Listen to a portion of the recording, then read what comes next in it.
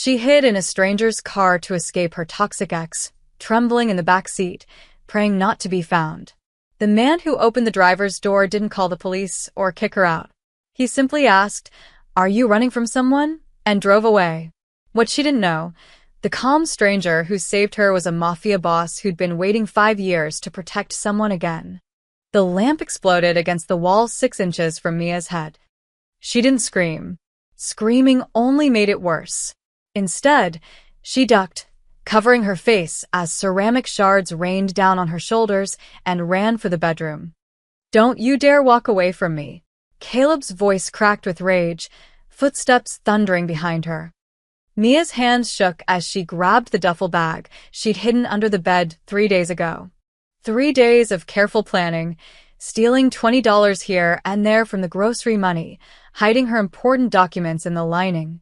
3 days of pretending everything was fine while her bruises faded from purple to yellow. She should have left sooner. The bedroom door slammed open, hitting the wall so hard it bounced back.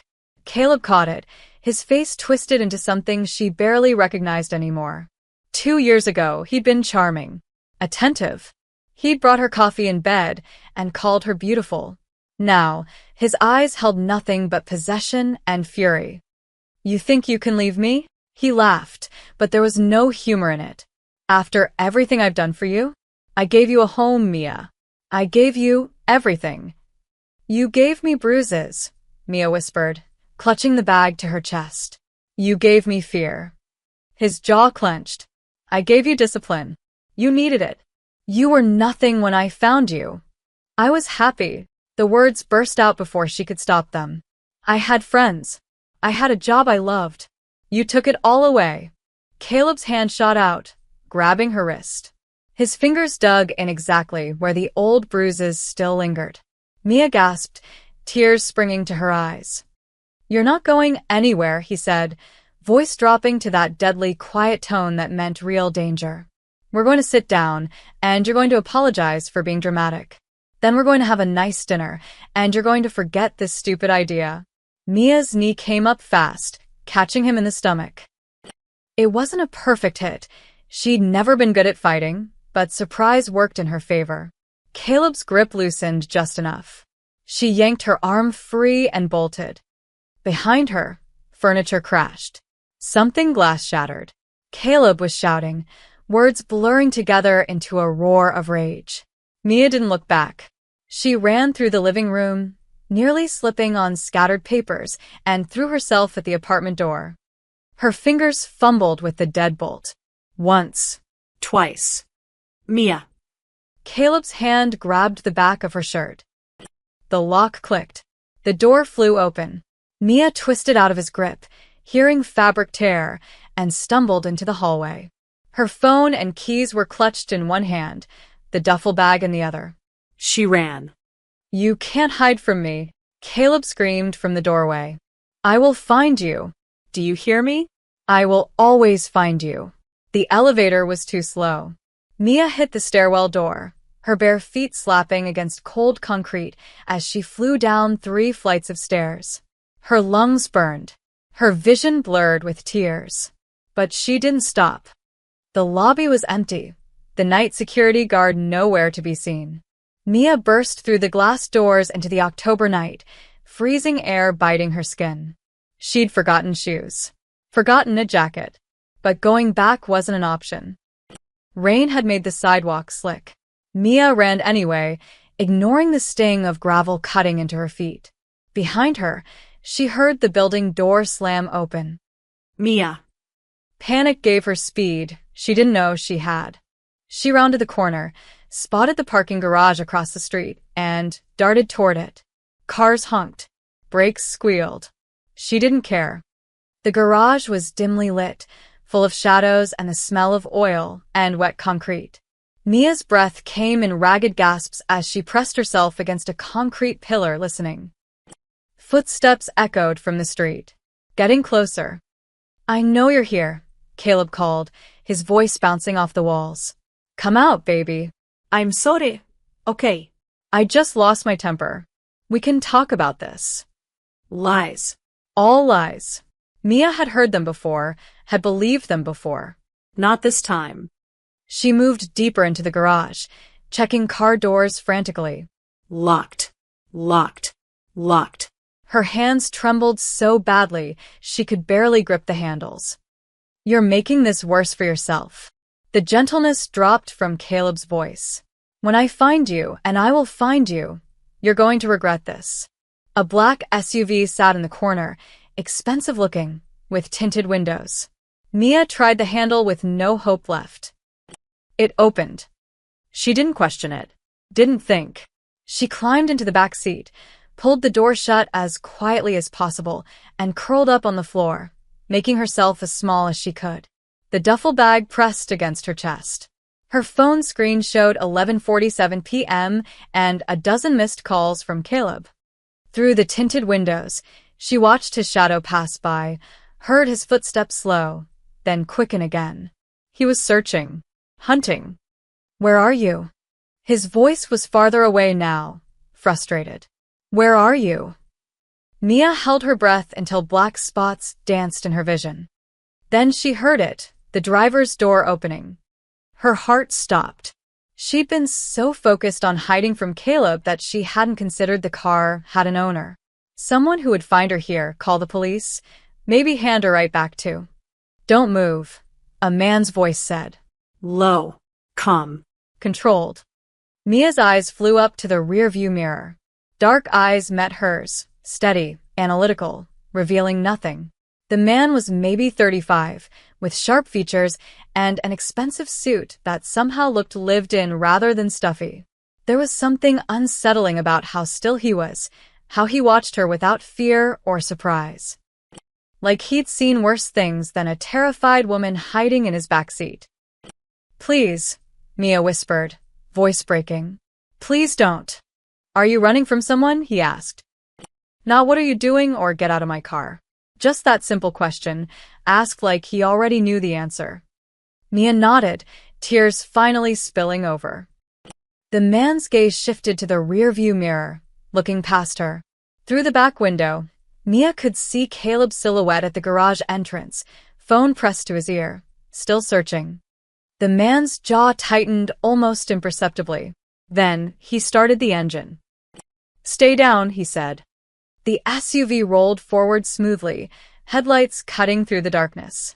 Mia heard Caleb shout something, heard running footsteps. But the SUV didn't stop. It accelerated, tires squealing slightly as they took the ramp up and out. Mia pressed her forehead against the leather seat and sobbed. She didn't know who this man was.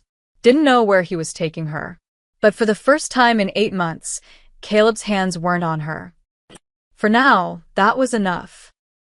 The SUV drove for 10 minutes before the man spoke again. "You can sit up now. We're far enough away." Mia lifted her head slowly, every muscle in her body tense and aching. Through the windows, she saw they were on the highway, city lights blurring past. No sign of Caleb's car following them. She pulled herself onto the seat, clutching her duffel bag like a shield. In the rearview mirror, those dark eyes found hers again. "Thank you," she managed, her voice hoarse from crying. I'm sorry. "I didn't mean to. I was just trying to hide and your car was unlocked and—" "It's fine," he interrupted, his tone unchanged. Still calm. Still measured. "Are you hurt?" Mia looked down at herself. Her feet were bleeding, small cuts from running barefoot. Her wrist throbbed where Caleb had grabbed her, already showing the shadow of new bruises over old ones. Her shirt was torn at the collar. "I've been worse," she said quietly. Something flickered in the man's expression, brief, controlled, then gone. He took the next exit without signaling, maneuvering through side streets with the confidence of someone who knew exactly where he was going. "What's your name?" he asked. "Mia," she hesitated. Mia Chen. "Dante," he said. Nothing else. No last name offered. They pulled into the parking lot of a small 24-hour diner, the kind with cracked vinyl booths and flickering neon signs. Only 2 other cars sat in the lot. Dante parked away from the entrance, in the shadows where the streetlight didn't quite reach. He turned in his seat to face her properly for the first time. Mia's breath caught. Up close, Dante was striking in a dangerous way. Sharp cheekbones, a jaw that looked carved from stone, and those eyes, dark and assessing, like they could see through every wall she'd ever built. A thin scar cut through his left eyebrow, barely visible but unmistakably there. "You need food," he said, not a question. "And somewhere to think. Come inside." "I don't have any money," Mia admitted, shame burning her cheeks.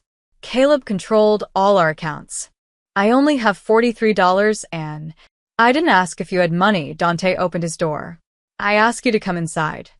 He moved around the SUV and opened her door before she could decide whether to trust him. When she didn't move, he simply waited, hands in his pockets, patient as stone. Mia's phone buzzed in her hand. Another call from Caleb. Then a text. "I'm sorry, baby. Please come home. I love you." Her stomach turned. She declined the call and climbed out. The diner was warm and smelled like coffee and bacon grease. A tired waitress looked up from wiping down the counter, her eyes widening slightly when she saw Dante. She straightened immediately, something like respect, or was it fear, crossing her face. "Mr. Caruso," she said, "your usual booth." "Please, Marie." Dante gestured for Mia to walk ahead of him. The booth was in the back corner, positioned so Dante could see both the entrance and the kitchen. He sat with his back to the wall, movements economical and precise.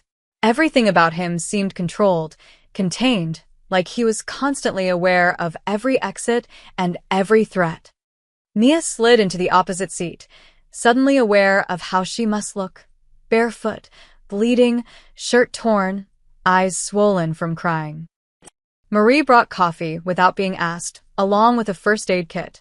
"I'll give you two some time with the menus," she said softly, setting the kit near Mia before disappearing. "She keeps that for you?" Mia asked, staring at the kit. "She keeps it for situations," Dante replied, pouring cream into his coffee with steady hands. "Take your time. Clean up your feet. Order whatever you want." Mia's hands shook as she opened the kit and pulled out antiseptic wipes. The cuts weren't deep, but they stung fiercely when she cleaned them. Dante watched without comment, sipping his coffee. "Why did you help me?" The question came out before Mia could stop it. "You don't know me. I broke into your car. You should have called the police, or should I have?" Dante's gaze was steady. "Would the police have helped you tonight?" Mia thought about Caleb's charm, his ability to talk his way out of anything. The 3 times she'd called the police before, and how he'd convinced them she was overreacting, being dramatic, causing problems. How one officer had actually suggested she should try being more understanding of her boyfriend's stress. "No," she whispered. "They wouldn't have." "Then I made the right choice." Marie returned with a notepad. Mia ordered scrambled eggs and toast, though her stomach felt like lead. Dante ordered nothing, just asked for water. After Marie left, Mia's phone rang again. And again. Text messages poured in, each one cycling through Caleb's usual pattern: apologies, then anger, then threats, then apologies again. "You're breaking my heart. Answer me right now. If you loved me, you'd come home. I'll kill myself if you don't answer. My blood will be on your hands." Mia's hands clenched around the phone until her knuckles turned white. "He won't stop," she said, voice breaking. "He'll never stop looking for me. I don't have anywhere to go. No family. No friends he hasn't." She stopped, blinking back tears. "He made sure I had nowhere to run." Dante was quiet for a long moment, his expression unreadable. Then he leaned forward slightly, his voice dropping lower. "What if you did have somewhere to go?" Mia looked up sharply. "What?"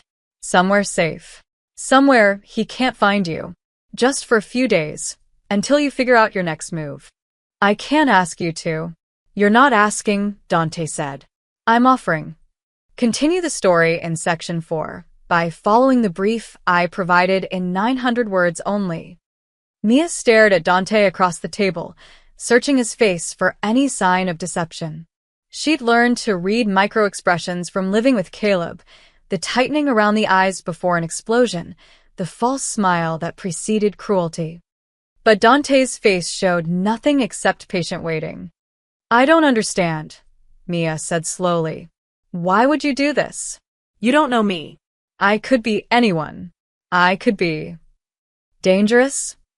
A hint of something amusement, maybe, touched the corner of Dante's mouth. I don't think so. You don't know that. I know enough. He gestured toward her phone, which was buzzing again on the table between them. I know that man has called you 17 times in the past 30 minutes. I know you're wearing a torn shirt and bleeding feet because you ran with nothing. I know you hid in a stranger's car instead of calling for help, which means you've learned help doesn't come. Each observation landed like a stone in still water. Mia felt exposed, seen in a way that should have terrified her, but somehow didn't. And I know, Dante continued, his voice dropping even lower, that if I drive you to a shelter tonight, he'll find you by morning. Men like him always do. How do you know what kind of man he is? Because I've met 1,000 men like him. Something cold flashed in Dante's eyes. They wear different faces, different suits, different excuses. But they're all the same underneath. They take, and they break, and they never let go. Marie arrived with Mia's food, breaking the tension. The eggs were fluffy and buttered, the toast golden. Mia's stomach growled despite everything, reminding her she hadn't eaten since breakfast. Caleb had been angry about something at dinner, so she'd skipped it. Eat, Dante said. You need your strength for whatever you decide. Mia picked up her fork with trembling hands. The first bite tasted like heaven and ash, comfort food she didn't deserve while her whole life was falling apart. Dante's phone vibrated. He glanced at the screen, frowned slightly, then silenced it and returned his attention to Mia. Your offer, Mia said between bites. Where exactly would I stay? I have an estate outside the city. Private property. Secure. Guest quarters where you'd have your own space, he paused. I travel frequently for business. You'd barely see me, but you'd be safe. For how long? As long as you need. It was too good to be true. Everything in Mia's body screamed that this was another trap, another cage with a different lock. She'd escaped Caleb only to put herself at the mercy of a complete stranger. But then again, Dante had already had 30 minutes alone with her in his car. If he wanted to hurt her, he could have done it already. What do you want in return? Mia asked, forcing herself to meet his eyes. Nothing. Nobody does something for nothing. Ido. Why? Dante was quiet for a moment, his fingers drumming once against his coffee cup, the first fidget she'd seen from him. When he spoke, his voice carried a weight that hadn't been there before. Because 5 years ago, someone I cared about was in your position. And nobody helped her, his jaw tightened. She went back to him, because she had nowhere else to go. 3 weeks later, she was dead. The air left Mia's lungs. I'm sorry. Don't be sorry. Be smart, Dante leaned forward. I'm not a good man, Mia. I won't pretend to be. But I keep my word, and I'm offering you a choice. Take the help or don't. Either way, I'll drive you wherever you want to go tonight. Mia's phone exploded with messages. She looked down to see a flood of texts from Caleb. I filed a missing persons report. The police are looking for you. They think you've been kidnapped. If you don't call me back, I'm telling them you were taken by force. This is your last chance, Mia. Her blood ran cold. Of course. Of course Caleb would weaponize the police. He'd paint himself as the worried boyfriend, her as the unstable girlfriend. If she showed up anywhere official, a shelter, a police station, a hospital, he'd be notified. He'd come for her with sympathy and lies, and everyone would believe him because he was so good at playing the victim. He's telling the police I was kidnapped, Mia whispered, showing Dante the messages. Dante read them without emotion, then pulled out his own phone and made a call. Marco. I need you to do something. He paused, listening. A man named Caleb. He looked at Mia questioningly. Winters, she supplied. Caleb Winters just filed a false police report. I need it handled quietly. Pull his history, restraining orders, complaints, anything, another pause. No, don't make it disappear. Just make sure the investigating officers see the full picture, he ended the call. Mia stared. Who are you? Someone who can help, Dante said simply. But you have to decide if you'll accept it. Outside the diner window, headlights swept across the parking lot. Mia's heart seized, but it was just someone pulling up to the gas station next door, not Caleb's car. But he would find her eventually. He always did. If I say yes, Mia said slowly, and I stay at your estate, I can leave whenever I want? No strings, no expectations. Whenever you want, Dante confirmed. My driver will take you anywhere, anytime. You'll have money, resources, whatever you need to start over. It was insane, reckless. Every instinct told her to run. But running had led her here, barefoot and bleeding and terrified in a stranger's car. Maybe it was time to try something different. Okay, Mia breathed. Yes. I'll go with you.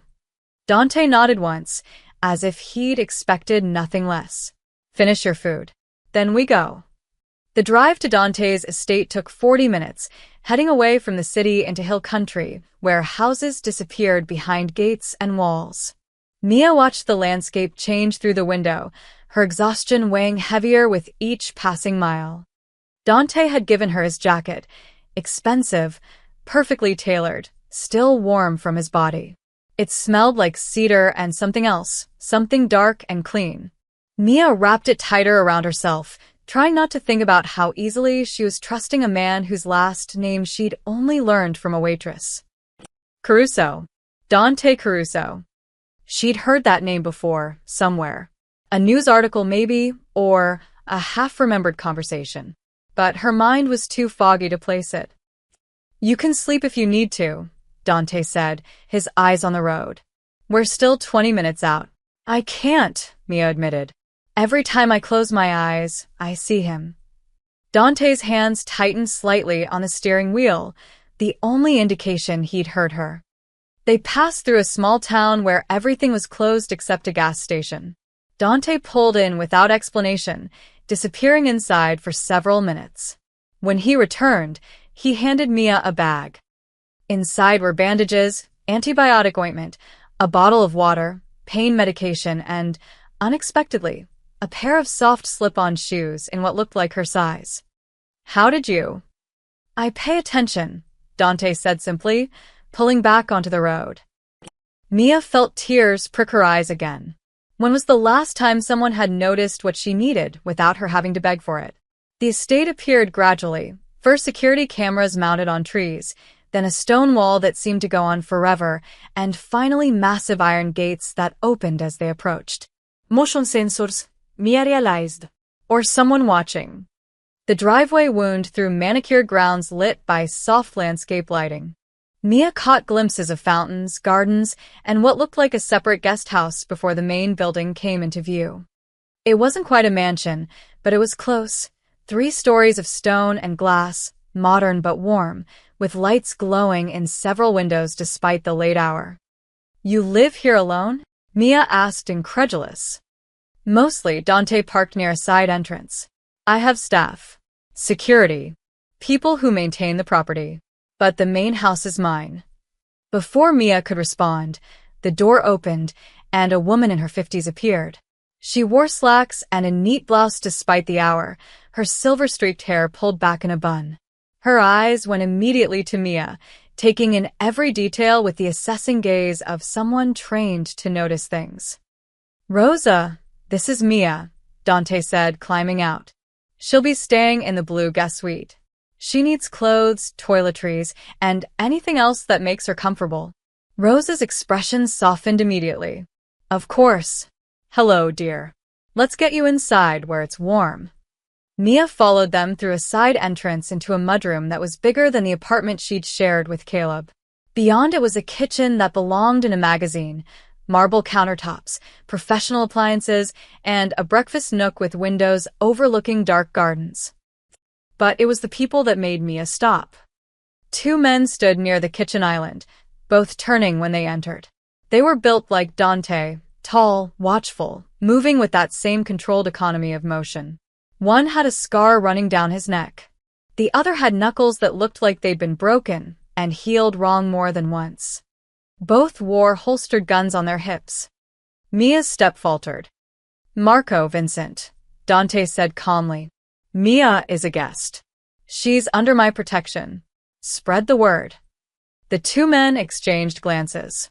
Marco, the one with scarred knuckles, spoke first. "Boss, we need to talk about." "Tomorrow," Dante interrupted, his tone allowing no argument. "Rosa, please show Mia to her room. I'll handle things here." Rosa touched Mia's elbow gently, guiding her toward a hallway. As they walked away, Mia heard Vincent's low voice. "Dante, you can't just bring someone here without vetting them.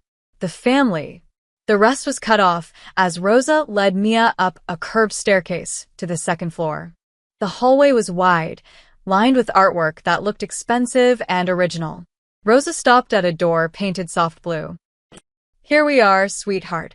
She opened it to reveal a beautiful suite, a four-poster bed with cloud-soft linens, a sitting area with a fireplace, and an en-suite bathroom Mia could see through an open door. "I'll bring you some clothes and toiletries. Are you hungry? Thirsty?" "I ate at the diner," Mia said, her voice small in the large space. "But water would be nice. I'll bring a whole pitcher. And some snacks in case you wake up hungry." Rosa paused at the door, her expression kind but searching. "You're safe here, you know. Whatever you're running from, Mr. Caruso doesn't let threats pass these walls." After Rosa left, Mia stood in the middle of the room, feeling disconnected from her body. This morning she'd woken up in Caleb's bed, wondering if today would finally be the day she found courage to leave. Now she was standing in a mansion, wearing a stranger's jacket, surrounded by armed men and luxury she couldn't comprehend. She walked to the window and pulled back the curtain. Below, she could see the driveway, and beyond it the gates. In the distance, a figure walked the perimeter. Another guard, she realized. Watching, protecting, or keeping her trapped. Mia's phone buzzed. She didn't need to look to know it was Caleb. It was always Caleb. But for the first time, his calls felt far away. Muffled by stone walls and iron gates and men with guns who answered to someone named Dante Caruso. Someone the waitress had called Mr. Caruso, with respect that bordered on fear. Someone whose men carried weapons like it was normal. Someone who had saved her tonight, but might be more dangerous than she'd realized. Mia didn't sleep. She sat on the bed fully clothed, watching the phone vibrate with Caleb's calls until the battery finally died around 4 a.m. The silence that followed was somehow worse than the constant buzzing. Rosa had brought clothes, soft pajamas, jeans, sweaters, even underwear still in packages. Everything fit perfectly, which should have been comforting but instead felt calculated. How had Dante known her sizes just from looking at her? When dawn finally broke, painting the room in shades of gold and pink, Mia moved to the bathroom. It was larger than her childhood bedroom, all marble and glass with a shower that had 6 different settings. She stood under the hot water for 20 minutes, washing away dried blood and the smell of fierce sweat, watching the water circle the drain and wishing her problems could disappear as easily. Her wrist had turned deep purple overnight. Fingerprint bruises, perfectly visible. Evidence she should probably photograph, though for what purpose she didn't know. She'd tried pressing charges once. Caleb had cried in front of the prosecutor, explained how stressed he was at work, how Mia sometimes exaggerated when she got emotional. The charges were dropped. A soft knock on the bedroom door made her jump. "Mia." Rosa's voice. "I brought breakfast. May I come in?"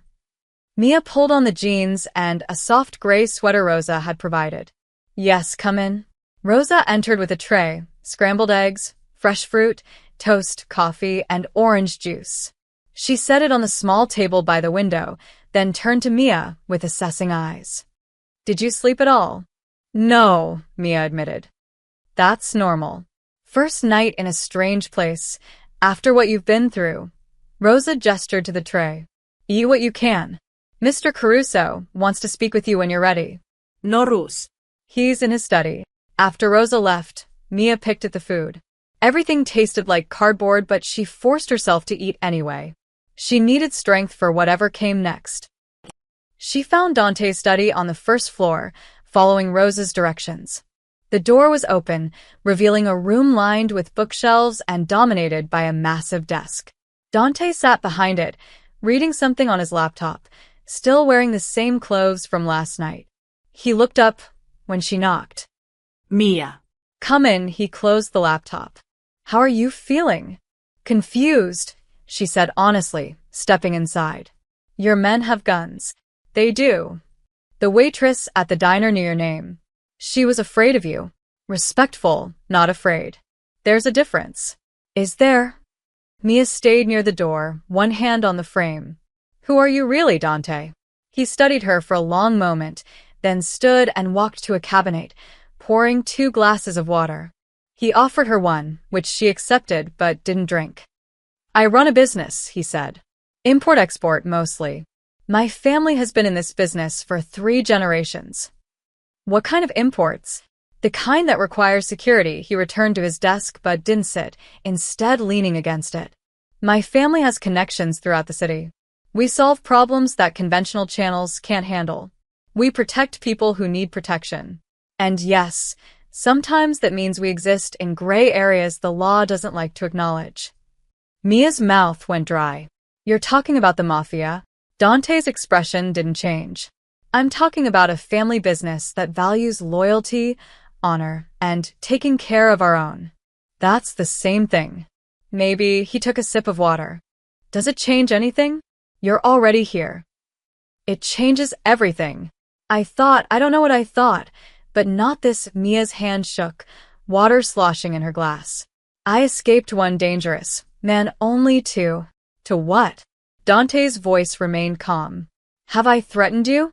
Touched you? Demanded anything from you? No, but has anyone on my property made you feel unsafe? That's not the point. It's exactly the point. Dante set down his glass. You're judging me based on what you think you know about my world. But you don't know me, Mia. You don't know what I've done or why I do it. You only know that last night, when you needed help, I gave it. Mia wanted to argue, but the words stuck in her throat. He was right. Everything she thought she knew about criminals came from movies and news reports, violence, drugs, corruption. But Dante had been nothing but careful with her.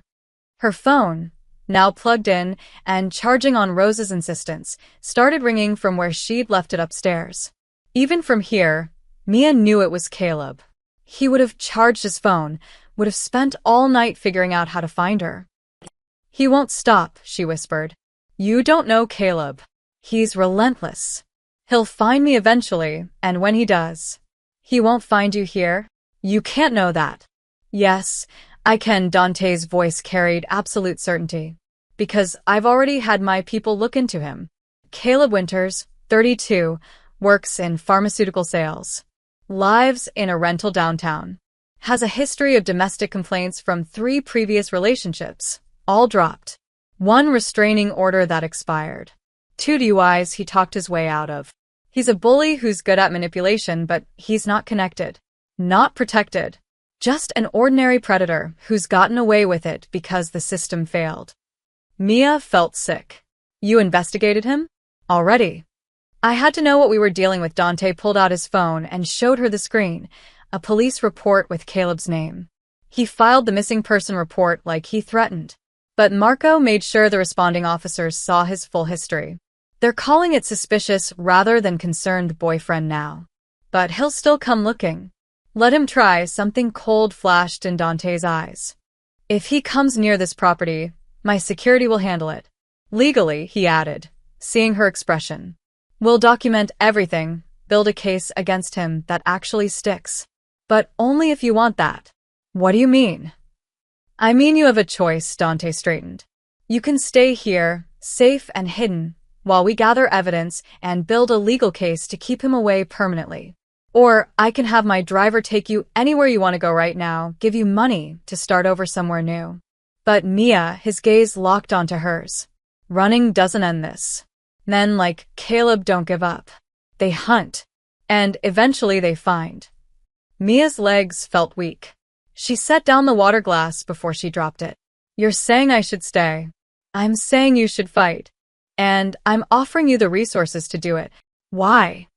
The question burst out. Why do you care? You said you're not a good man, so why help me? Dante was quiet for a moment, something painful flickering across his face. Because nobody helped Sophia, he said softly. And I won't let that happen again. Not if I can prevent it. Sophia. The woman he'd mentioned at the diner. The one who died. Mia looked at this strange, dangerous man who'd given her shelter and safety without asking for anything in return, who'd investigated her abuser and was offering to fight a battle she'd been losing alone for months. She should run. Every rational thought screamed at her to leave. But rationality hadn't saved her from Caleb. Maybe it was time to try something different. Okay, Mia said. I'll stay. I'll fight. Dante nodded once, something like approval in his eyes. Then let's get to work. The estate became Mia's world. Days blurred into a strange routine where luxury and security wrapped around her like a protective cocoon or a velvet cage, depending on her mood. Rosa brought meals at regular times, always something warm and comforting. Mia ate in her room mostly, still too uncertain to venture far. Through her window, she watched the grounds, guards walking perimeter, gardeners tending to flower beds, a woman cleaning the pool even though it was too cold to swim. Everyone moved with purpose. Everyone belonged here. Everyone except her. On the third day, Mia finally worked up courage to explore. She left her room mid-morning, when Dante was allegedly in meetings somewhere in the city. The house was even more impressive in daylight. High ceilings, original artwork, furniture that looked antique and expensive. But there were also signs of life. A coffee mug left on a side table, a throw blanket draped over a chair, books stacked on the floor near a reading nook. Someone actually lived here. It wasn't just a showpiece. She found the library on the second floor, an entire room devoted to books, with rolling ladders and leather chairs positioned near tall windows. Mia ran her fingers along the spines, finding everything from classic literature to modern thrillers to books about Italian history and architecture. Mr. Caruso's grandfather collected most of those. Mia spun around to find Marco standing in the doorway, his scarred hands clasped in front of him. He wasn't pointing his gun at her, but she could see it holstered under his jacket. I'm sorry, Mia stammered. I didn't mean to intrude. You're not intruding. You're a guest, but his tone suggested he didn't entirely agree with that designation. Boss wants you comfortable. Explore whatever you want. Thank you, Mia waited for him to leave, but he didn't. Is there something else? Marco shifted his weight, seeming to choose his words carefully. How long are you planning to stay? I don't know. Why? Because the men are talking. He glanced down the hallway, then back at her. Dante bringing someone here, giving them full access. It's unusual. We don't know who you are, where you came from, if you can be trusted. I'm not a threat, Mia said, wrapping her arms around herself. I'm just trying to stay alive. Maybe. But you could also be leverage. Marco's expression wasn't unkind, just honest. Dante has enemies. They'd love to know about a woman staying in his house. Someone he's protecting personally. He's not protecting me personally. He's just... He canceled 3 business trips to stay here, Marco interrupted. He turned down a meeting with the Castellano family. He's got Vincent running background checks and legal research instead of handling collections. Everything has stopped because of you. Guilt twisted in Mia's stomach. I didn't ask him to do any of that. Didn't have to. That's who he is, Marco sighed. Look, I'm not trying to scare you. I'm trying to give you the reality. This house, this life, it comes with complications you might not understand. People watch us. They look for weaknesses. And right now, you look like a weakness. Before Mia could respond, footsteps echoed in the hallway. Vincent appeared, his broken-knuckled hands carrying a tablet.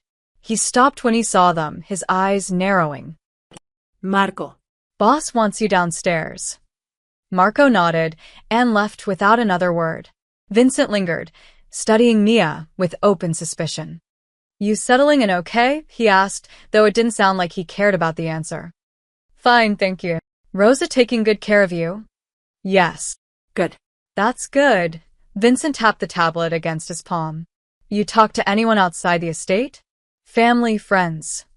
I don't have any family. And Caleb made sure I don't have friends anymore. What about Caleb? He tried to contact you. Mi è tightened. My phone's been off since yesterday. I don't want to know what he's saying. Smart, Vincent took a step closer. But he's not sitting quiet. Filed another police report yesterday claiming you stole money from him. And he's been posting on social media, saying you're mentally unstable and might hurt yourself. The room tilted slightly. He's doing what? Building a narrative. Making himself look like the concerned ex-boyfriend, so, when he finds you, everyone will think he's the hero. Vincent's expression was unreadable. Dante's lawyer is handling it. But you should know, this guy's not going away. He's escalating. Mia sank into one of the leather chairs, her legs giving out. Caleb was always 3 steps ahead. Always thinking, always manipulating. Marco thinks I'm a security risk, she said quietly. Does everyone here think that? Vincent was quiet for a moment. We think you're a complication. Doesn't mean you're not worth the trouble. That's for Dante to decide. But yeah, some of the men are nervous. We've got shipments coming in next week, meetings with families who don't like surprises. Having someone here who's not vetted, who's being hunted by an angry ex, it makes things messy. I could leave. Could you? Vincent tilted his head. Where would you go that he won't find you? You've got no money, no support system, and an ex who's working overtime to paint you as crazy. You leave here, you're on your own. So I'm trapped. You're protected. There's a difference. But as Vincent walked away, leaving Mia alone in the library surrounded by books and luxury and armed guards, she wondered if there really was a difference at all. That night, Dante knocked on her door. He looked tired, his tie loosened and jacket discarded, but his eyes were alert. Marco said he spoke with you today. He warned me, Mia corrected, that I'm causing problems for you. You're not. Your men think I'm a security risk. My men think everyone is a security risk. It's their job. Dante leaned against the doorframe. But you're under my protection, Mia. That means something in my world. It means you're untouchable. Even to the people who work for you. Especially to them, his voice hardened slightly. I've made that clear. Mia studied his face, trying to understand him. Why does this matter so much to you? I'm nobody. Just another woman running from a bad situation. You're not nobody, Dante said quietly. And yes, it matters. It matters because letting people like Caleb win is how the world becomes a darker place. He pushed off the doorframe, about to leave, then paused. Tomorrow, I want you to come downstairs for dinner. Meet the staff properly. You can't hide in this room forever. What if they don't want me there? They'll want what I tell them to want. His tone brooked no argument. 7 o'clock. Rosa will show you to the dining room. After he left, Mia stood at the window watching shadows move across the grounds. Protected or trapped. Hero or captor. Safety or danger. She couldn't tell the difference anymore. Dinner was an uncomfortable affair. The dining room was elegant, a long mahogany table that could seat 12, though only 5 chairs were occupied. Dante sat at the head, Mia to his right. Marco and Vincent sat across from her, and Rosa served the food with quiet efficiency before taking her own seat at the far end. The meal was Italian, homemade pasta with a rich tomato sauce, crusty bread, and a salad that tasted like it came from the garden Mia had seen outside. Everything was delicious, and everyone was silent. Mia pushed food around her plate, hyper-aware of Marco and Vincent's eyes on her. They ate methodically, occasionally speaking to Dante in low voices about shipments and schedules, and people with names like Sal and Big Tony. The Moretti situation? Dante asked, twirling pasta on his fork. Handled, Marco replied. They agreed to our terms. Won't be any more problems from their side. And the shipment from Rotterdam? Arrives Thursday. Vincent's got the warehouse ready. Mia kept her eyes down, trying not to listen but unable to help it. This was their world, coded language, and casual discussion of things that sounded almost legal, but probably weren't. Mia, Dante said, pulling her from her thoughts. Rosa tells me you haven't been outside since you arrived. I didn't think I should. The grounds are secure. You can walk them freely during daylight hours. Might do good to get some air. Vincent cleared his throat. Boss, about that. What about it? Dante's tone was pleasant, but something sharp edged underneath. Just thinking it might be better if she stayed close to the house. Until the ex-boyfriend situation is resolved. The situation will take weeks to resolve legally. She's not staying locked inside that long.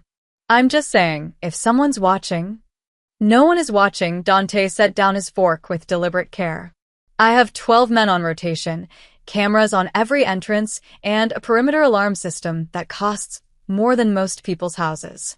If someone manages to breach that, we have bigger problems than Mia taking a walk. The table fell silent. Mia felt her face flush with heat. They were talking about her like she wasn't even there, debating whether she was worth the security risk. Rosa stood abruptly. I'll get dessert.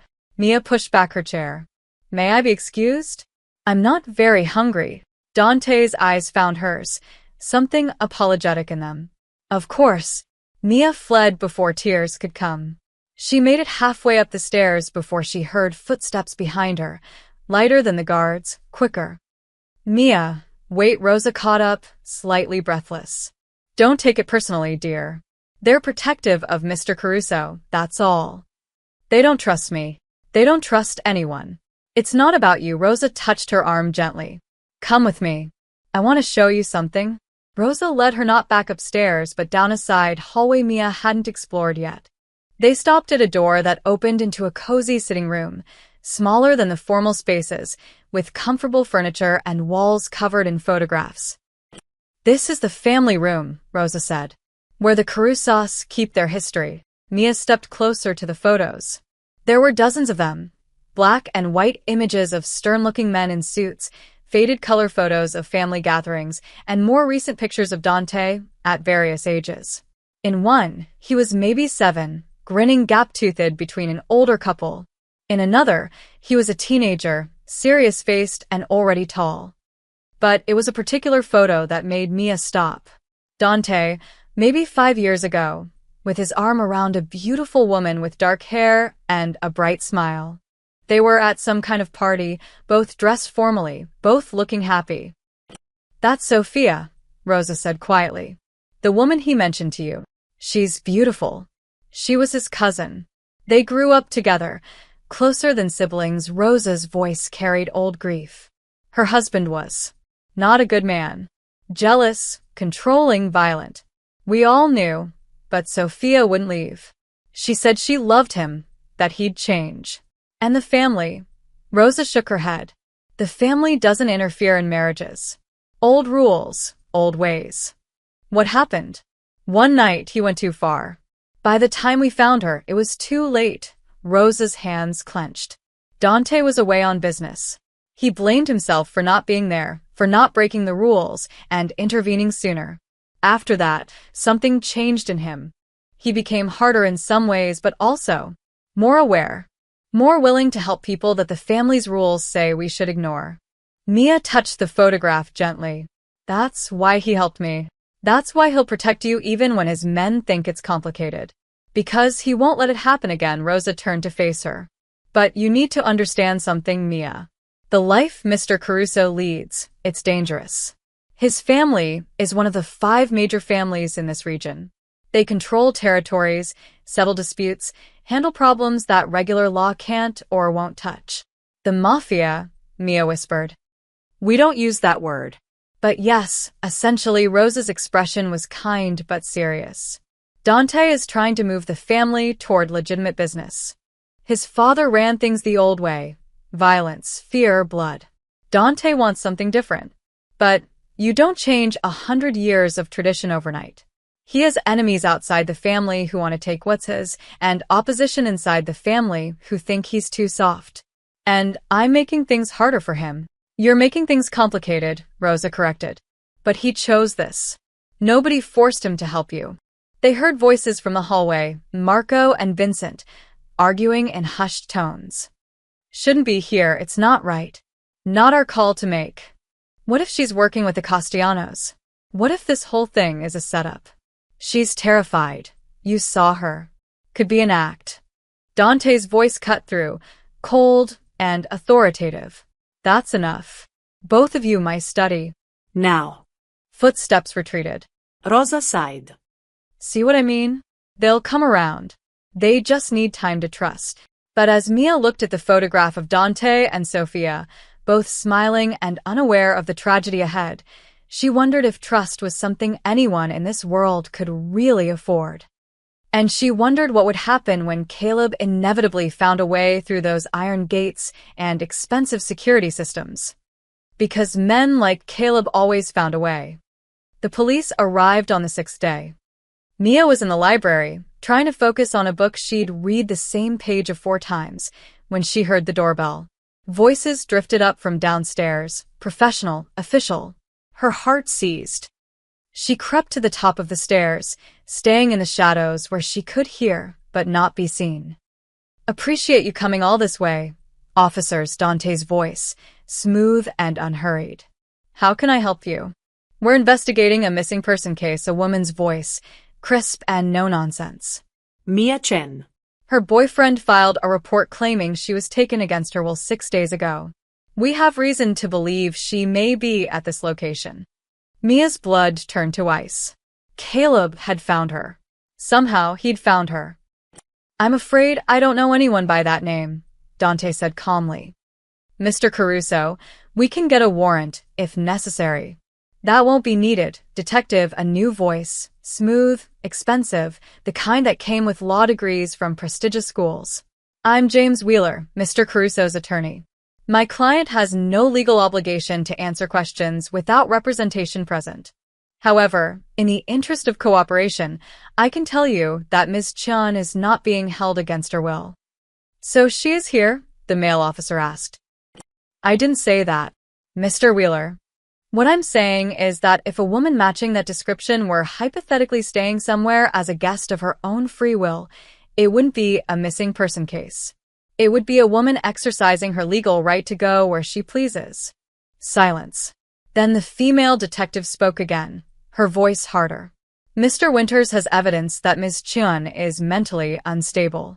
Text messages where she threatened self-harm. Medical records showing. Forged medical records. Wheeler interrupted. We've had them examined.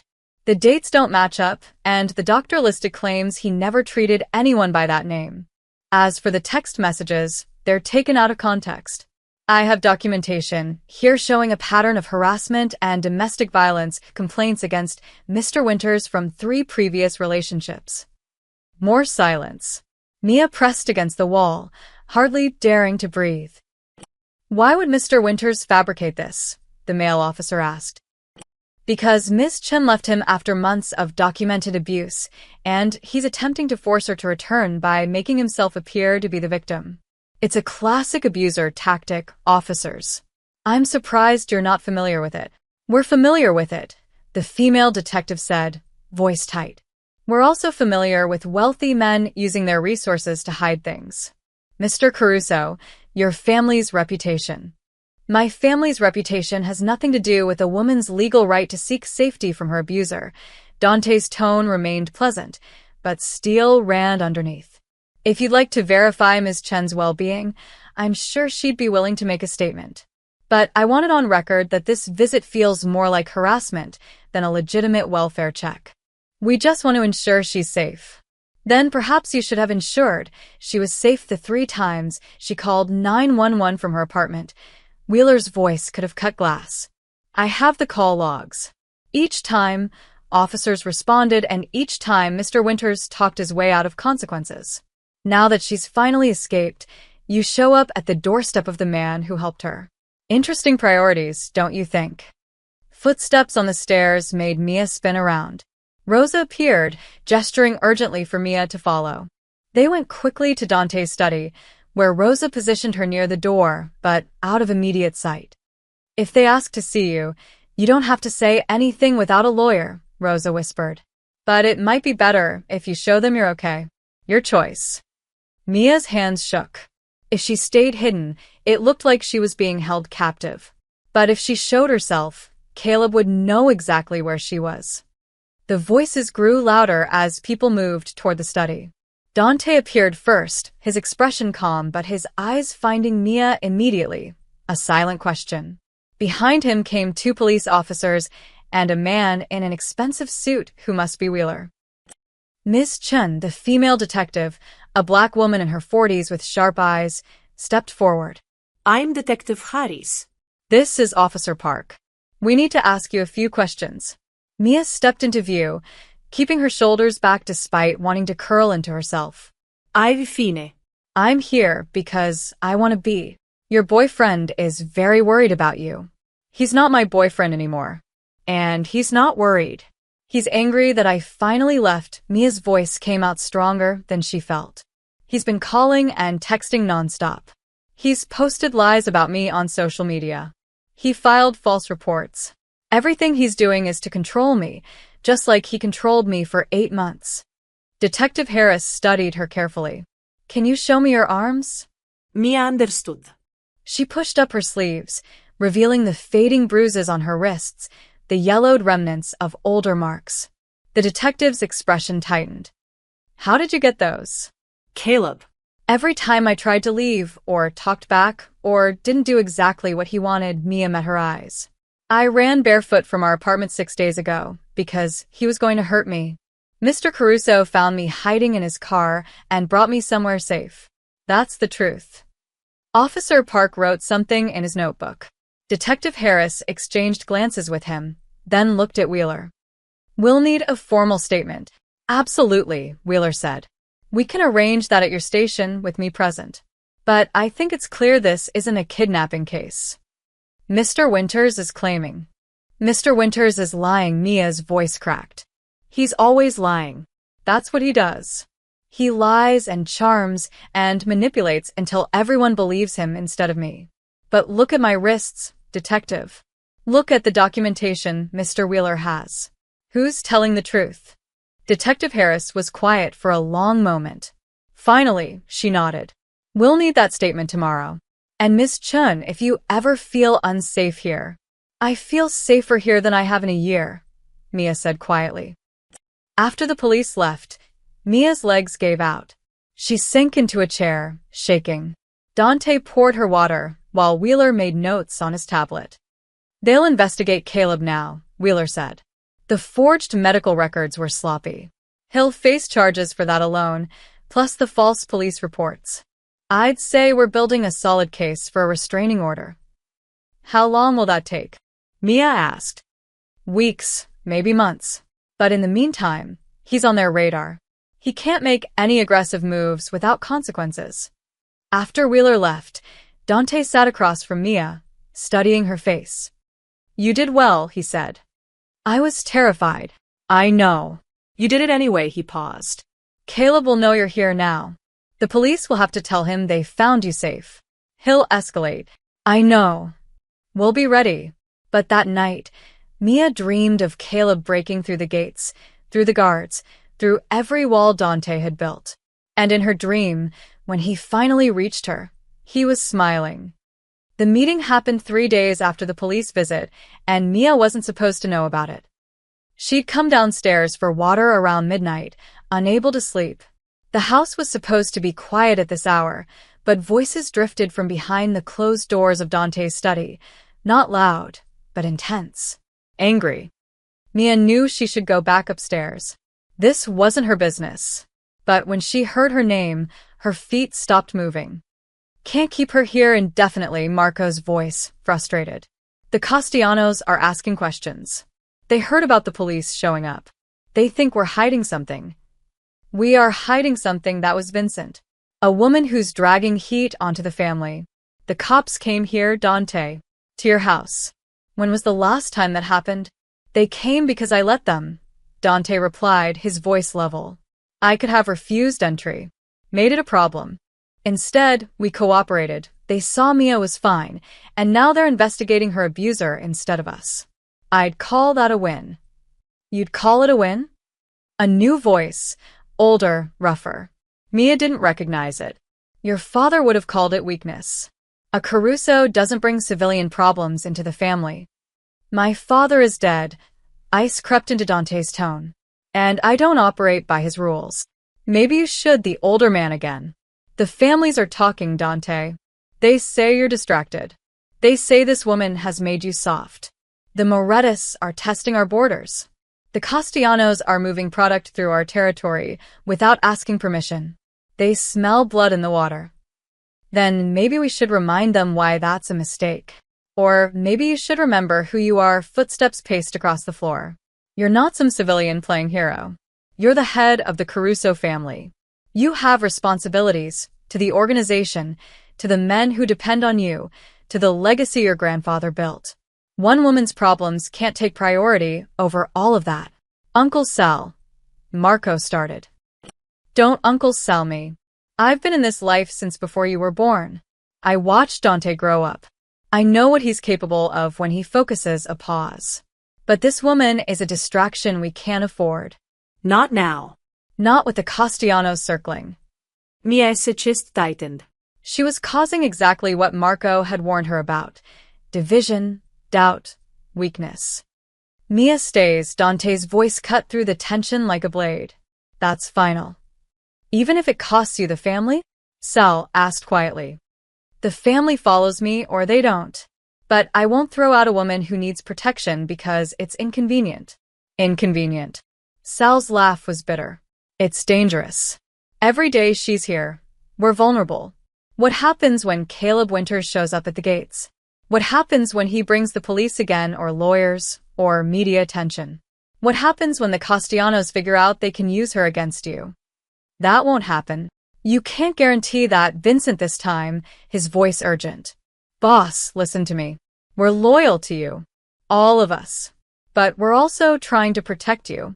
And right now you're exposed. This woman has a name, Dante interrupted coldly. Use it. Silence fell, thick and uncomfortable. Mia, Vincent said carefully, is a liability. Not because of who she is, but because of what she represents. A connection. Something people can exploit. Your enemies are always looking for leverage, and now they have it. Then my enemies will learn the same lesson everyone else learns. You don't touch what's mine. Jesus Christ, Marco's voice carried frustration and something else, worry. You're not hearing us. We're trying to tell you that the men are divided. Half think you're doing the right thing, being honorable. The other half think you've lost focus. And the families? They're watching, waiting to see if you're still strong enough to lead. I'm strong enough. Are you? Sal asked. Because from where I'm standing, it looks like you've put one woman's safety above the safety of 30 men who work for you. Men with families of their own. Men who could get caught in the crossfire if this situation explodes. Mia pressed her hand against her mouth, fighting back tears. She'd known she was causing problems, but hearing it laid out so clearly, the danger she'd brought to people who'd done nothing but try to protect Dante, made her feel sick. The situation is under control, Dante said. Is it? Because I heard the Castellanos are planning something. A move. They think you're weak right now, distracted. They're testing whether they can push into our territory while your tension is elsewhere. Let them try. Dante. Marco's voice carried real fear now. If this turns into a war, people will die. Our people. And it'll be because you chose to protect a woman you barely know over the family you've bled for. The words hung in the air like smoke. Get out, Dante's voice was quiet, deadly. All of you. This conversation is over. We're just trying to. I said get out. Footsteps moved toward the door. Mia fled, darting up the stairs as quickly and quietly as she could. She made it to her room and shut the door just as the study opened below. She heard them in the hallway, Marco, Vincent, and the man called Sal, their voices low and angry. He's making a mistake, Sal said. He's the boss. We follow his orders, Marco, dutiful despite his doubts. Even when those orders get us killed. Their voices faded as they left. Mia stood in the dark of her room, tears streaming down her face. She was destroying Dante, destroying the family that protected him. Men were questioning his leadership, enemies were circling, and all because he'd been kind to a stranger hiding in his car. The answer was obvious. She had to leave. Not tomorrow. Not next week. Now, before she caused any more damage. Mia pulled out her duffel bag and began packing the few things Rosa had given her. She'd leave a note thanking Dante for everything. She'd find a bus station, a shelter, somewhere far away where Caleb couldn't find her and where her presence wouldn't put good people in danger. She was zipping the bag when her door opened. Dante stood in the doorway, still wearing his suit from the meeting, his expression unreadable.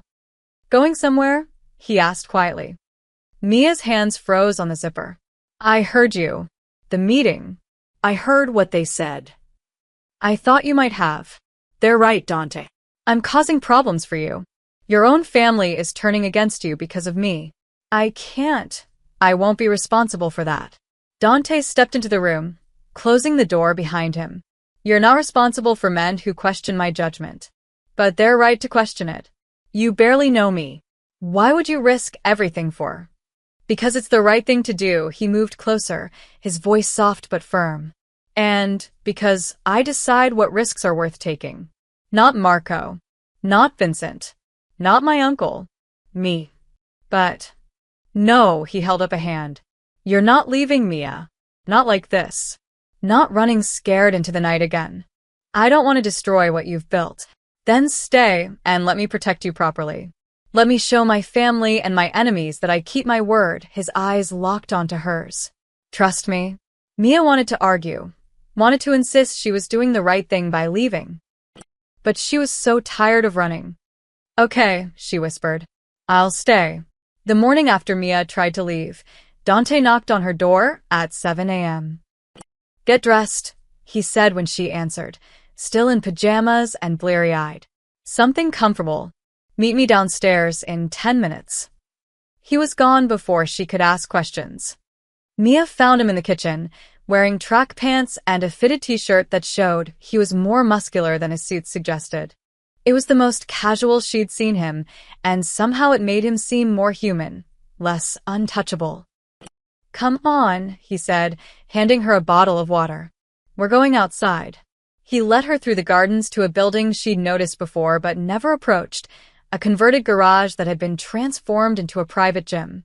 Inside were weight machines, a boxing ring, mats for floor work, and mirrors along one wall. "I don't understand," Mia said. "You said Caleb controlled you for 8 months. Dante set his water down and moved to the center of the mat. Part of that control was physical. He was bigger, stronger. You couldn't fight back effectively." Mia è throat tightened. "I tried once." He laughed at me. "Because you didn't know how." Dante gestured for her to join him on the mat. "I'm going to teach you. Not how to win a fight. That takes years. But how to escape, how to create distance, how to hurt someone enough to run." "Why?" "Because you should never feel helpless again." His eyes were serious. "And because if Caleb does find a way through my security, I want you able to protect yourself long enough for help to arrive." Over the next hour, Dante taught her basic techniques. How to break a wrist grip, where to strike to cause maximum pain, eyes, throat, groin, knees. How to use her body weight as leverage. He was patient, demonstrating slowly, correcting her stance gently. "Again," he said after she failed to break his hold for the 3rd time. "You're thinking too much. React. Trust your body." On the 4th try, Mia twisted correctly and broke free. The small victory felt enormous. "Good," Dante said, something like pride in his voice. Again, they worked until Mia was sweating and breathless, her muscles trembling from exertion. But for the first time in months, she felt something other than fear and shame. She felt capable. "That's enough for today," Dante said finally. "We'll do this every morning if you want." "I want," Mia said immediately. Over breakfast, which Dante insisted they eat together in the breakfast nook rather than her hiding in her room, they talked. Really talked, not the careful conversations they'd had before. "Tell me about Sophia," Mia said, surprising herself. If you want to, I mean. Rosa showed me her picture. Dante was quiet for a moment, coffee cup paused halfway to his lips. Then he set it down and nodded. She was my father's brother's daughter, 3 years younger than me. When we were kids, I taught her how to climb trees and steal cookies from the kitchen. She taught me how to read people, how to see through lies. His expression softened with memory. She was the only person in the family who thought I should go to college instead of joining the business immediately. Said I was too smart to waste on enforcing my father's rules. Did you? Go to college. 2 years at Columbia. Business management. Then my father had a heart attack, and I had to come home to run things. He smiled slightly. Sophia was furious. Said I gave up too easily. What happened to her husband? After he disappeared, Dante's voice went flat. No body was ever found. The official story is he left town to avoid prosecution. The truth is probably something else. Mia understood. Your family handled it. My uncle handled it. I was away on business, conveniently, some would say. When I came back, it was done. He met her eyes. I don't regret what happened to him. I regret that it happened too late to save her. They sat in comfortable silence for a moment. Thank you, Mia said quietly, for telling me, for teaching me this morning, for everything. You don't have to thank me. Yes, I do. You've given me something I didn't think I'd ever have again. What's that? Hope. Something shifted in Dante's expression. Surprise, maybe, or something softer. Before Mia could analyze it, Rosa appeared in the doorway. Mr. Caruso, you have a call. The Moretti situation. Dante stood reluctantly. I need to take this. But Mia, same time tomorrow morning. I'll be there. After he left, Mia found herself smiling. For the first time since arriving, the mansion didn't feel like a prison or a hiding place. It felt like somewhere she could breathe. The days developed a rhythm. Morning self-defense training with Dante, where Mia slowly learned to trust her body and her strength. Afternoons in the library or gardens, where Rosa taught her Italian cooking and Marco, gradually warming to her, showed her how the security system worked in case of emergency. Evenings eating dinner with Dante when he wasn't in meetings, talking about everything except the danger circling outside the gates. 1 week became 2. Mia's bruises faded completely. She gained back the weight she'd lost during the worst months with Caleb. She laughed at something Vincent said and realized she couldn't remember the last time she'd laughed with Caleb. Maybe she never had. On the 14th day, Dante found her in the library after dinner. Walk with me, he said. They strolled through the gardens as dusk fell, the air cool but not cold. Security lights flickered on automatically, illuminating the paths. You're different, Dante observed. Stronger. I feel different. I feel like myself again. Or maybe a new version of myself, Mia glanced at him. I never thanked you properly. You gave me my life back. You gave yourself your life back. I just provided a safe place to do it. It's more than that. Mia stopped walking, turning to face him. You believed me when nobody else did. You protected me when you had every reason not to. You. Her phone rang. The sound cut through the peaceful evening like a knife. Unknown number. Mia's blood went cold. She hadn't given her new number to anyone except Dante's lawyer. The only person who'd be calling from an unknown number was. Don't answer it, Dante said, but Mia's finger was already moving. She needed to know. Needed to face it. Hello. Hey, baby, Caleb's voice, smooth as poison. Miss me? Mia's hand trembled so badly, she almost dropped the phone. Dante moved closer, his expression darkening as he understood who was calling. How did you get this number? Mia's voice came out steadier than she felt. I have friends, Mia. Friends who can find things out. Caleb's tone was conversational, almost friendly. Nice place you're staying at. That Caruso guy's really rolling in it, huh? Big house, lots of security. Must feel pretty safe behind those gates. Ice flooded Mia's veins. You don't know where I am. Don't I? Caleb laughed. Come on, baby. Give me some credit. The cops came to question me about you. Did you know that? Said I filed false reports, forged documents. Really hurt my feelings. But they also let slip you were at some estate outside the city. Wasn't hard to figure out the rest. Dante reached for the phone, but Mia shook her head. She needed to hear this. Needed to know what was coming. What do you want, Caleb? What I've always wanted. You. Home. Where you belong, his voice hardened. You've embarrassed me, Mia. Made me look bad to everyone, my friends, my family, the police. Do you know what that's like? Having everyone think you're some kind of monster? You are a monster. I'm a man who loved you, who gave you everything. He was yelling now, the mask slipping. And you repaid me by whoring yourself out to some mob boss. I'm not. You think I don't know what's going on? You're sleeping with him, aren't you? That's how you got him to hide you. That's the only thing you're good for. Dante took the phone from her hand gently but firmly. This conversation is over. Who the hell, Caruso? You got some nerve, man. Stealing another guy's girlfriend. She's not your girlfriend. She's not your anything. And if you call this number again, if you come near this property, if you so much as think about her, you'll regret it. Dante's voice was ice and iron. Do you understand me? Oh, I understand perfectly. Caleb's laugh was unhinged. You think your money and your muscle make you untouchable? I've got friends too. Friends who don't like the Caruso family very much. Friends who'd love an excuse to take you down a peg. Dante's expression went very still. What friends? Wouldn't you like to know? The line went dead. Dante immediately dialed a number. Marco. We have a problem. Caleb Winters just called Mia's phone. Yes, the secure line. And he made threats. Mentioned having friends who don't like the family. He listened, his jaw tightening. Check the Castellanos first. Then the Moretis. I want to know if either family has made contact with him. He hung up and turned to Mia, who was shaking. Come inside.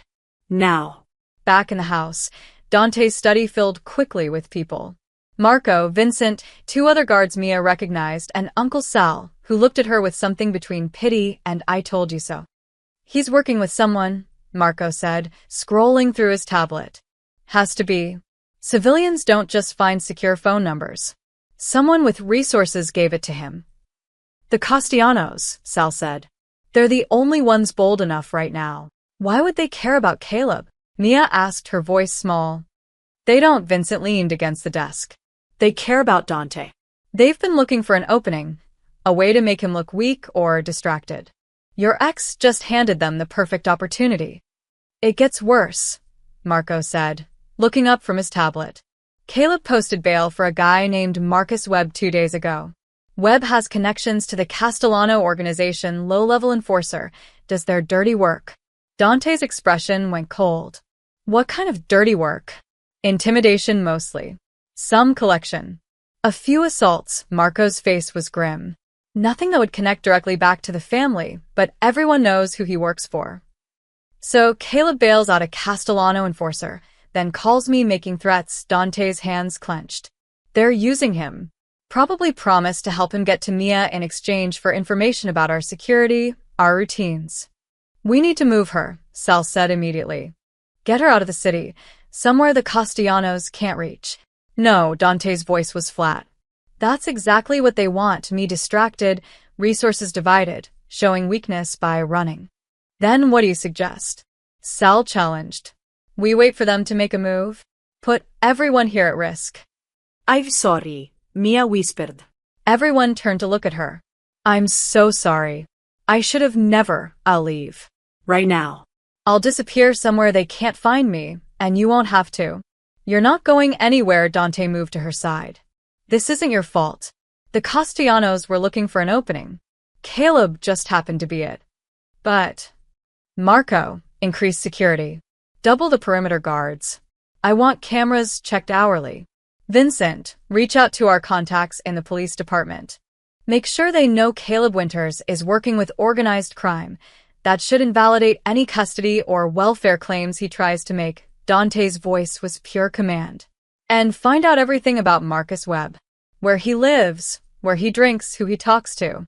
I want to know what the Castellanos promised Caleb. What about the girl? Sal asked. She's exposed here. She stays close. 24-hour guard rotation. Dante looked at Mia. I know this is scary, but running won't stop this. We face it, we end it, and we make sure Caleb can never threaten you again. How? Mia asked. By giving the Castellanos a reason to abandon him, and by making sure Caleb understands what happens when you threaten a Caruso. The meeting broke up, men dispersing to their assignments. Mia stood frozen in the middle of the study, overwhelmed. I've destroyed everything, she said quietly.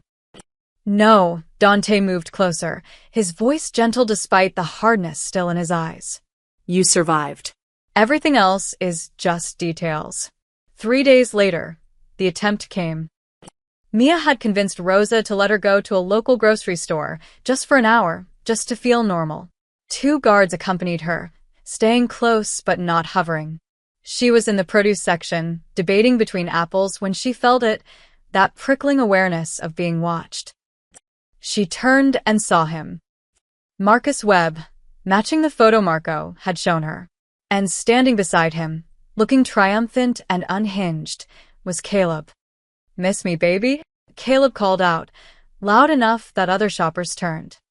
The guards moved immediately, placing themselves between Mia and the men. But Webb pulled something from his jacket. Not a gun, Mia realized with horror, but a phone, already recording. You seeing this? Caleb spoke to the camera. Mia Chin, who the mob kidnapped for me. She's right here, surrounded by armed men who won't let her leave. She's being held against her will, and I'm here to rescue her. It was a setup. A trap designed to make Dante's men look like kidnappers and Caleb look like a hero. Mia, come here, Caleb said, holding out his hand. It's okay. I'm taking you home. Every instinct screamed at her to hide, to run. But she'd spent 2 weeks learning to fight back. No, Mia said clearly, loudly. I left you, Caleb. You don't get to rewrite history. His smile faltered. Baby, you're confused. I'm not confused. You're abusive. You're a liar. And I'm never coming back to you. People were filming now, phones out, a circle forming. Caleb's face twisted with rage, and in that moment, with witnesses watching, he lunged for her. The guards caught him, but not before Mia saw it, the knife in his other hand, hidden until the last second. He'd come to kill her. And the cameras had caught everything. The aftermath moved like a storm. Webb was arrested immediately. The knife in Caleb's hand was enough for assault charges, and his presence violated parole. Caleb was taken into custody screaming about conspiracies and kidnapping, but a dozen cell phone videos told the real story. A man attacking his ex-girlfriend while she clearly, publicly rejected him. The videos went viral within hours. Mia watched from Dante's study as the narrative Caleb had spent weeks building crumbled in real time. The comments were overwhelmingly in her favor. People saw the fear in her eyes, the knife, the rage on Caleb's face. They saw her guards protecting her, not restraining her. The district attorney called, Wheeler said, setting down his phone. With the video evidence and Webb's connection to the Castellanos, they're pursuing serious charges. Attempted assault, criminal conspiracy, stalking, the false police reports. Caleb's looking at 5 to 10 years if convicted. Mia should have felt relief. Instead, she felt numb. What about the Castellanos? Dante asked from where he stood by the window. They're distancing themselves fast. Webb's lawyer already released a statement saying he acted independently. Wheeler smiled slightly. The DA is very interested in Webb's sudden bail payment. Apparently, forensic accountants are tracing the money. They'll trace it back to a shell company, Marco said from the doorway. Castellanos are too smart to leave a direct trail. Maybe, but they've been embarrassed. Their enforcer got caught on camera helping a civilian attack a woman. That's not the image they want. Wheeler gathered his papers. Either way, they won't try this again. The cost is too high for too little gain. After Wheeler left, Mia found herself alone with Dante. The study felt too large and too small at once. I thought he was going to kill me, she said quietly. In that grocery store, when I saw the knife, I thought this was how it ended. But it didn't end that way. Dante moved to sit beside her. You stood your ground. You spoke clearly. You didn't let him rewrite your story. Because you taught me I could. Mia turned to face him. 2 weeks ago, I would have frozen. Or run. Or maybe even gone with him, because I was too scared to fight. But you gave me something back. My strength, my voice. You gave me myself. You always had it. I just helped you remember. They sat in silence for a moment. Outside, Mia could hear the guards changing rotation, the normal sounds of the estate continuing around them. What happens now? She asked. With Caleb in custody, I don't need to hide anymore. I could leave, find my own place, start over. You could. Dante's voice was carefully neutral. Is that what you want? Mia thought about the answer. 2 weeks ago, she would have said yes immediately, anything to stop being a burden, to stop causing problems. But now, in this house that had become a sanctuary, with this man who'd protected her without asking for anything in return, the answer wasn't so simple. I don't know, she admitted. This place, these people, you, it feels like home in a way nowhere else ever has. But I also know I can't stay here forever as your charity case. You were never a charity case. Dante turned to face her fully. You were someone who needed help. And then you became someone I looked forward to training with every morning. Someone whose laugh I listened for at dinner. Someone who made this house feel less empty. Mia's breath caught. Dante. I'm not asking you to stay out of obligation, he continued. And I'm not asking for anything you're not ready to give. But if you want to stay, not as someone hiding, but as someone building a life, I'd like that. We could figure out what that looks like together. Your family wouldn't accept it. They already think I'm a problem. My family will accept what I tell them to accept.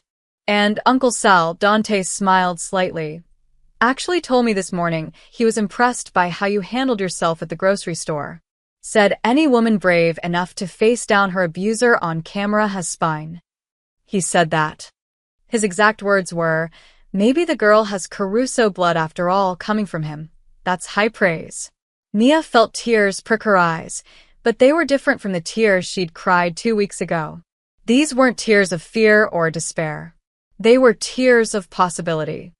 I don't know who I am without Caleb defining me, she said. I don't know what I want to do, where I want to go, what kind of life I want to build. Then we'll figure it out together. No pressure. No expectations. Dante's hand found hers, his touch warm and steady.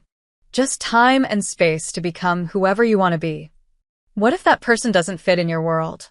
Then we'll adjust the world. His eyes were serious.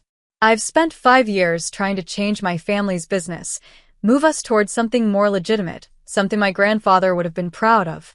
But I've been doing alone, carrying the weight of what we were and what we could be. Maybe it's time I had someone beside me who understands what it means to fight for something better. Mia looked at their joined hands, then up at his face. This dangerous, careful man who'd saved her and asked for nothing, who'd given her space to heal and tools to fight back. Okay, she said. I'll stay. Not as someone you're protecting, but as Mia, Dante finished. Just Mia. That's enough. 3 months later, Mia sat in the same courtroom where Caleb was being sentenced. She testified the week before, her statement clear and unwavering. Wheeler had prepared her perfectly, but in the end, she hadn't needed much preparation. She'd simply told the truth. The judge sentenced Caleb to 7 years. As the bailiffs led him away, he looked back at her one last time. Mia met his eyes without flinching, without fear. Just a woman who'd survived and moved on. Outside the courthouse, Dante waited by the car. He'd offered to come inside, but Mia had wanted to do this part alone. Needed to prove to herself she could. How do you feel? He asked as they drove away. Free, Mia said. And meant it. She'd enrolled in community college business classes because maybe she wanted to help Dante transition the family operations into something legal and lasting. Or maybe she'd discover something entirely different. The future was open, unwritten. The estate was home now. Rosa taught her to cook. Marco showed her the security systems without condescension. Vincent had actually smiled at her last week. Even Uncle Sal occasionally asked her opinion on family matters. And Dante was teaching her that safety didn't mean losing herself. That strength came in many forms. That love, when it finally came, should feel like freedom instead of chains. They weren't there yet, but they were walking toward it together, two people who'd found each other in the dark and chosen to step into the light. Where to? Dante asked as they reached an intersection. Mia smiled. Home. Let's go home. And for the first time in her life, she knew exactly where that was.